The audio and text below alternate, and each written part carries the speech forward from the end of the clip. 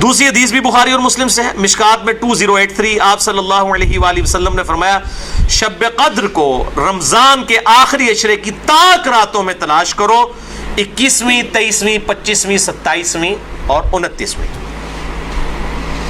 تیسری حدیث بھی بخاری اور مسلم سے ہے اور مشکات میں اس کا نمبر ہے 2086، آپ صلی اللہ علیہ وسلم نے رمضان کا پہلا عشرہ اعتکاف کیا، پھر دوسرا عشرہ بھی اعتکاف کیا، پھر سر مبارک خیمے سے باہر نکالا اور کہا کہ میں نے پہلا عشرہ اعتکاف کیا تھا شب قدر کی تلاش میں، لیکن مجھے نہیں ملی، دوسرے میں بھی نہیں ملی، پھر ایک فرشتے نے آ کے مجھے خبر دی کہ اس کو آپ آخری عشرے میں تلاش کریں، اگر تم میں سے کوئی اعتکاف میرے ساتھ کرنا چاہتا ہے تو کر لے۔ اور پھر آپ صلی اللہ علیہ وآلہ وسلم نے فرمایا مجھے خواب میں وہ رات دکھا دی گئی، اور اس میں مجھے رات میں وہ خواب میں دکھائی گئی لیکن پھر مجھے بھلا دی گئی، سنقرئک فلا تنسى الا ما شاء اللہ، اے نبی ہم تمہیں پڑھائیں گے تم کبھی نہیں بھولو گے مگر جب اللہ چاہے گا۔ بھلا دی گئی، اور اس کیوں بھلائی گئی وہ آگے بخاری کی حدیث بھی آ جائے گی، پھر بھلا دی گئی۔ بہرحال مجھے ایک بات یاد ہے کہ اس رات صبح کے وقت جب میں فجر کی نماز پڑھ رہا ہوں گا تو میرے ماتھے پر کیچڑ کا نشان ہوگا، یہ آپ کو خواب میں دکھایا گیا۔ اور اسی حدیث میں الفاظ ہیں کہ 21ویں رات جب آئی، یعنی 20ویں اور 21ویں روزے کی درمیانی رات، اس میں جب آپ نے 21ویں روزے کی جب فجر پڑھی تو اس رات کافی بارش ہوئی، مسجد نبوی کی چھت ٹپکنے لگی، اور ظاہر ہے کہ قالین وغیرہ تو نہیں ہوتے تھے، مٹی پہ ہی نماز پڑھی جاتی تھی، یہی افضل ہے، لہٰذا اہل تشیع کا پارشلی مقدمہ اس حوالے سے مضبوط ہے کہ مٹی پہ ہی سجدہ ہونا چاہیے۔ تو بہرحال آپ صلی اللہ علیہ وآلہ وسلم کے ماتھے پر مٹی کا نشان پڑ گیا۔ صحابہ کہتے ہیں جب نماز کے بعد آپ صلی اللہ علیہ وسلم جب رخ انور صحابہ کی طرف کرتے تھے تو انہوں نے دیکھا کہ آپ صلی اللہ علیہ وآلہ وسلم کے ماتھے پر مٹی کا نشان ہے، تو صحابہ کو پتہ چلا اچھا آج شب قدر تھی۔ اچھا اب آپ دیکھیں کہ یہ نہیں ہے کہ کچھ شے نظر آ جاتی ہے، ورنہ صحابہ کو بھی نظر آئی، آپ صلی اللہ علیہ وسلم کو بھی کوئی چیز نظر نہیں آئی۔ اور یہاں اتنا مشہور کیا کہتا ہے جی سمندر کا پانی میٹھا ہو جاتا ہے، اور ایک کوڑ مارنے چھڑ دو ان ماڈرن دور جے کسی گورے نے سن لی نا گل، اور جناب بہ جائے گا رمضان دا پورا مہینے روزانہ دا ایک ٹیسٹ لے گا اور کہے گا دسو کس داڑے جناب شاید نال میٹھا ہوتا ہے سمندر دا پانی، جس سارے درخت سجدے میں گر پڑتے ہیں۔ بھائی ہم سی سی ٹی وی کیمرے لگا لیتے ہیں، پتہ لگ جائے گا کس وقت گرتے ہیں، یہ سب جھوٹ ہے، کسی روایت کے اندر موجود نہیں ہے، بس صرف آپ نے قیام کرنا ہے رات کا، کوئی ایک رات اس میں ہوگی، اسی لیے دیکھیں یہ فکس بھی نہیں کر کے بتائی گئی کہ فلاں ہے، کہا کہ 5 ہیں، 21ویں، 23ویں، 27ویں، 25ویں، 27ویں اور 29ویں۔ چوتھی حدیث صحیح مسلم سے عبداللہ بن انیس کی، مشکات میں 2087، اس میں بھی یہ پورا واقعہ ہے لیکن اس میں الفاظ یہ ہیں، اب دوسرے صحابی کہتے ہیں کہ وہ 23ویں شب تھی، ابو سعید خدری کہہ رہے ہیں وہ 21ویں تھی کیچڑ والی، اور عبداللہ ابن انیس کہہ رہے ہیں وہ 23ویں تھی، لیکن یہی دو اختلاف آ گئے، تو وہ 21ویں بھی ہو سکتی ہے، 23ویں بھی، 25ویں بھی، 27ویں بھی، اور اس کی حکمت کیا ہے بدلنے کی میں بعد میں بتاتا ہوں۔ تو یہ شب قدر کے حوالے سے ایک دعا بھی بڑی مشہور ہے، اللہم انک عفو تحب العفو فاعف عنی، یہ روایت مشکات میں بھی موجود ہے 2091 اور جامع ترمذی اور سنن ابن ماجہ میں موجود ہے، لیکن یہ روایت منقطع ہے، وہ تابعی جو ہے عبداللہ بن بریدہ اس کا سماع اما عائشہ سے ثابت نہیں ہے، شیخ البانی سے حسن درجے تک پہنچاتے ہیں۔ بہرحال دعا کے بارے میں میرا موقف یہ ہے چاہے کوئی ضعیف روایت بھی ہو، اگر کوئی دعا کے طور پہ اسے کر لے تو میں اس کے اوپر کوئی فتوی والا معاملہ نہیں کرتا۔ امام دارقطنی نے بھی یہ بات لکھی ہے کہ یہ منقطع روایت ہے، اللہم انک عفو تحب العفو فاعف عنی۔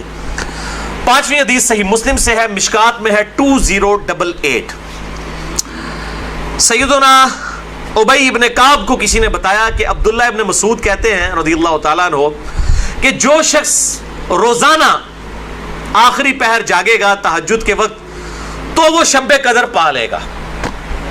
اب یہ دیکھیں کہ روزانہ جو جاگے گا ظاہر وہ پا ہی لے گا۔ عبداللہ ابن مسعود کی جب یہ بات پہنچی ابی ابن کعب تک تو انہوں نے کہا اللہ تعالیٰ ہمارے بھائی پہ جو ہے وہ رحم فرمائے، انہوں نے شاید یہ بات اس لیے کہی کہ لوگ صرف اکتفا ہی نہ کر لیں رمضان کے قیام پہ ہی، اس لیے انہوں نے یہ بات کی ہوگی، ورنہ ہمارے بھائی عبداللہ ابن مسعود کو یہ بات خوب پتا ہے کہ شب قدر جو ہے یہ رمضان کے آخری عشرے میں آتی ہے. اور پھر انہوں نے کہا کہ میں اللہ کی قسم اٹھاتا ہوں کہ شب قدر جو ہے وہ 27ویں رات ہے.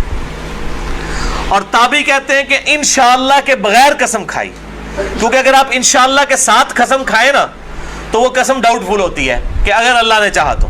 انشاءاللہ کے بغیر قسم کھائی جاتی ہے تو کنفرم ہوتا ہے کہ وہ بات ڈیفینیٹ کر رہا ہے، کرنے والا واقعی قسم کھا رہا ہے.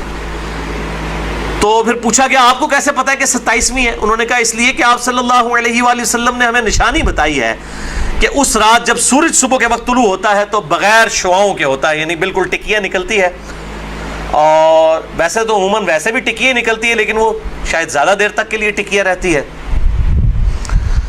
اب حالانکہ باقی روایتوں کے اندر 21ویں 23ویں بھی آیا ہے، اور یہ قسم اٹھا کے 27ویں، تو اس سے مراد پھر تطبیق یہ ہوگی کہ جو انہوں نے پائی ہے وہ اس سال 27ویں کو آئی ہوگی، ورنہ تو یہ بدلتی رہتی ہے. چھٹی حدیث صحیح بخاری سے ہے، مشکات میں 2095، کہ آپ صلی اللہ علیہ وآلہ وسلم شب قدر کا دن بتانے کے لیے کہ آپ کون سی رات کو یہ آئے گی باہر تشریف لائے، تو دو مسلمان آپس میں جھگڑ رہے تھے. یہ جھگڑنے کی نحوست دیکھیں. آپ صلی اللہ علیہ وسلم بھول گئے اور آپ نے فرمایا کہ مجھے اللہ نے بتائی تھی وہ رات، لیکن پھر مجھے بھلا دی گئی. سنقرئک فلا تنسى الا ما شاء اللہ. اور پھر آپ نے فرمایا کہ اس وجہ سے بھلائی گئی کہ دو مسلمان آپس میں جھگڑ رہے تھے، اور پھر کہا ہو سکتا ہے کہ اللہ کی اسی میں بہتری ہو. یہ بھی ساتھ کہہ دیا، ورنہ انہوں دو مسلمانوں نے لوگ قیامت تک کوستے رہتے. بھائی اللہ نے بتانا ہوتا تو بعد میں بتا سکتے، اللہ کے لیے تو کوئی مسئلہ نہیں تھا. اسی میں بہتری ہو، اور یہ واقعی بہتری ہے. اور پھر فرمایا اب تم اسے 21ویں 23ویں اور 25ویں میں تلاش کرو. اب یہاں 27ویں 29ویں کا ذکر کوئی نہیں ہے، وہ الگ سے حدیث میں. تو حکمت یہ ہے بیسیکلی اس کو ڈیفرنٹ کرنے میں، تاکہ لوگ یہ پورا عشرہ جو ہے وہ اہتمام کریں. دوسرا لوگ کہتے ہیں جی جس رات میں قرآن نازل ہوا تھا وہ ہوگی تو کوئی ایک ہی رات نا، یا 21ویں ہوگی. یہ تو نہیں ہے کہ 14 اگست اس دفعہ جو ہے 14 اگست کو آئے تو اگلی دفعہ 14 اگست جو ہے وہ 21 اگست کو آ جائے، اس طرح تو نہیں ہوگا. 14 اگست تو 14 اگست کو ہی آئے گا. تو یہ کیا وجہ ہے کہ قرآن جس رات میں نازل ہونا شروع ہوا وہ تو یا 21ویں تھی یا 23ویں تھی یا 25ویں یا 27ویں یا 29ویں، تو اگلے سال بھی وہی ہونی چاہیے. تو یہ دنیاوی اعتبار سے تو یہ بات بالکل ٹھیک ہے. لیکن جب اللہ تعالیٰ نے اس کی سیلیبریشن اس طرح کر دی ہے کہ اس سال میں اس کی سیلیبریشن کروں گا 21ویں کو، اگلے سال 23ویں کو، اس سے اگلے سال 27ویں کو، اس سے اگلے سال پھر شاید 21ویں کو ہو جائے، پھر کبھی 29ویں کو، تاکہ یہ روٹیٹ کرتی رہے، مسلمانوں کا شوق برقرار رہے. اس میں نظر کچھ نہیں آنا ہوتا، بس قیام کرنا ہوتا ہے. اللہ تعالیٰ 82 سال کی عبادت کا ثواب لکھ دے گا.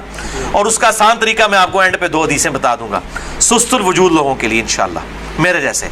7ویں حدیث بھی بخاری اور مسلم دونوں میں ہے، مشکات میں 2090. اما عائشہ کہتی ہیں کہ جب رمضان کا آخری عشرہ ہوتا تو آپ صلی اللہ علیہ وسلم عبادت کے لیے کمر بستہ ہو جاتے، خود بھی راتوں کو جاگتے اور اپنے گھر والوں کو بھی جگایا کرتے. اللہ تعالی ہمیں بھی اس سنت پر عمل کرنے کی توفیق عطا فرمائے، آمین. 8ویں حدیث صحیح مسلم سے ہے، مشکات میں 2089. اما عائشہ رضی اللہ تعالیٰ عنہ کہتی ہیں کہ آپ صلی اللہ علیہ وسلم جس قدر رمضان مبارک کے آخری عشرے میں عبادت اور سخاوت والا معاملہ کرتے تھے، پورا سال کبھی ایسا نہیں کرتے تھے. اس آخری عشرے میں خصوصاً